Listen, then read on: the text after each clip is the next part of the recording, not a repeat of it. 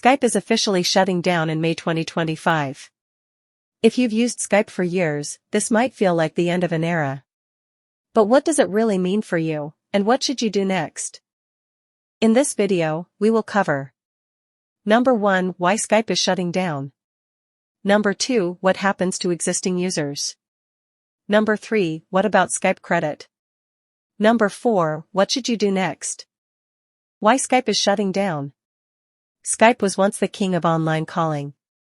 But with rising competition from Zoom, WhatsApp, and Microsoft's own Teams app, Skype slowly lost relevance.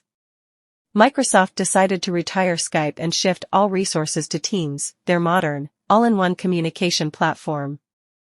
What happens to existing users? If you're still using Skype, you won't be able to log in after May 5, 2025. But don't panic, your chats and contacts can move to Microsoft Teams automatically. You can even use your Skype username to log in. What about Skype credit? Got Skype credit or an active subscription? You can still use it to make calls through the Skype web portal or directly in Microsoft Teams. But new credit purchases have already been disabled. If you don't want to switch to Teams, you can request a refund from Microsoft. What should you do next? To stay connected, Microsoft recommends switching to Teams.